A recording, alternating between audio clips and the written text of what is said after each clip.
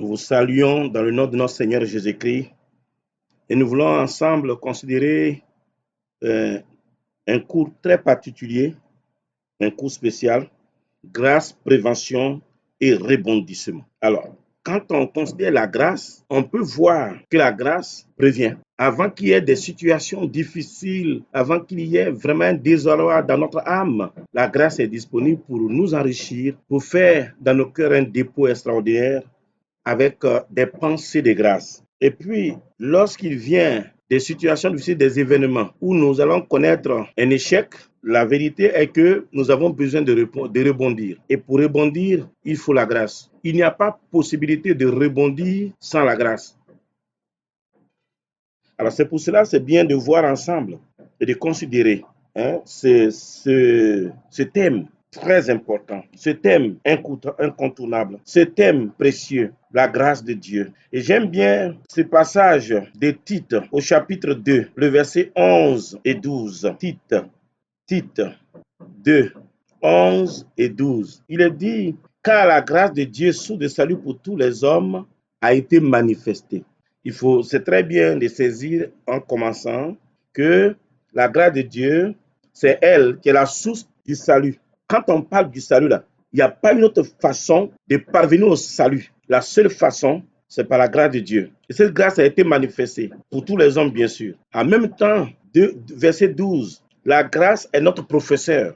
La grâce nous enseigne à renoncer à l'impiété et aux convoitises mondaines et à vivre dans le présent siècle selon la sagesse, la justice et la piété. Comment est-ce que je peux vivre de façon saine? Ce n'est pas en me mettant sous le joug de la loi. Non. Encore, c'est simplement d'accepter l'enseignement de la grâce. La grâce m'enseigne. La grâce nous enseigne, elle t'enseigne, elle m'enseigne à renoncer à l'impiété. Tu veux vivre loin du péché? La grâce de Dieu. Tu veux fuir le péché? La grâce de Dieu. Alors, donc c'est faux de dire que lorsque les gens enseignent la grâce, ça amène à vivre dans le péché. C'est pas vrai. Et si des gens vous enseignent et qui vous en vous dire que la grâce c'est vivre dans le péché, alors comprenez qu'ils n'ont pas la bonne définition de la grâce et qu'ils enseignent autre chose que la grâce de Dieu. Il faut que ça soit clair. Non, donc nous n'enseignons pas la même chose. La grâce, par définition, c'est la faveur imméritée de Dieu qui est basée exclusivement sur le caractère de celui qui donne et non sur le caractère de celui qui reçoit. La grâce de Dieu, Dieu tu nous donnes ce que nous ne méritons pas. Et la miséricorde, Dieu tu nous épargnes de ce que nous méritons. Ces deux mots vont ensemble, grâce et miséricorde.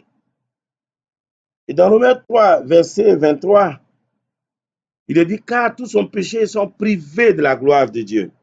Et dans Romains 6, verset 23, il dit, car le salaire du péché, c'est la mort, mais le don gratuit de Dieu, c'est la vie éternelle en Jésus-Christ. Donc la miséricorde nous sépare du salaire du péché, la mort.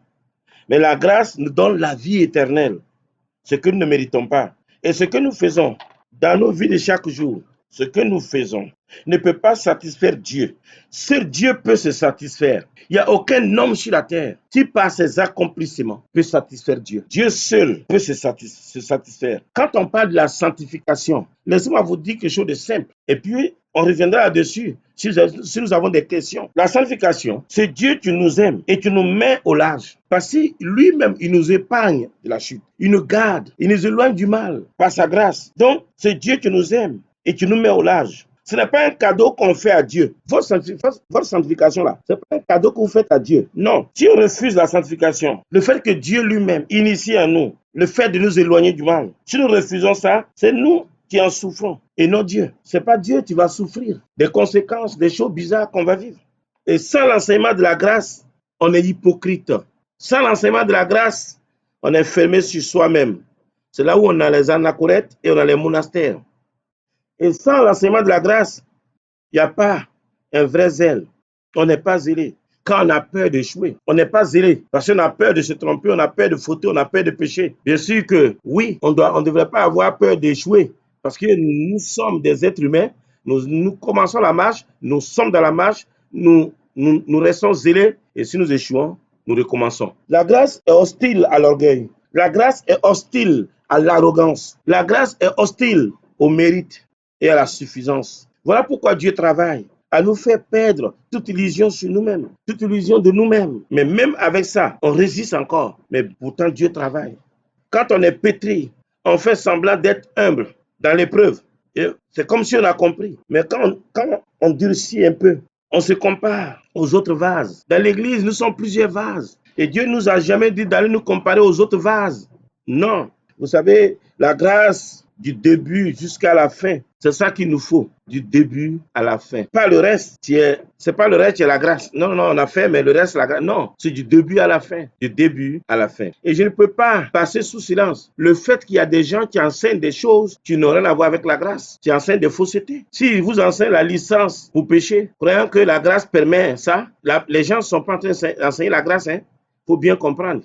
Parce que Tite 2, le verset 12 est clair. Elle nous enseigne à renoncer à l'impiété. On parle de la grâce parce qu'elle est dans la Bible. Elle est dans la Bible. Il est fait mention dans la Bible. On peut s'appeler de n'importe quel nom en termes de nom d'église, de dénomination. Mais nous sommes invités à prêcher la grâce de Dieu. On ne croit pas qu'on a l'exclusivité du message de la grâce. Non, mais nous avertissons qu'il y a de faux enseignements. Donc, il faut faire attention pour ne pas tomber sur des gens qui vont vous mentir et qui vont vous décevoir complètement. Alors, la grâce, on parle de faveur. Alors, nous sommes appelés à recevoir ce qu'on ne mérite pas. Et c'est ça. Et c'est dur. Et c'est ça, la grâce. Recevoir ce qu'on ne mérite pas. L'être humain n'a jamais honoré sa part de contrat avec Dieu. C'est pour cela, dans le jardin d'Éden, le contrat est violé. Pourtant, la nature saine, environnement sain, création directe par Dieu. Il y avait pas, on ne peut pas trouver une autre perfection dans cette dimension-là, ailleurs. Mais tout était là, propre. Et l'homme communiquait directement avec Dieu. Et puis l'homme a échoué. Après, on se dit, bon, il va de soi que dans les autres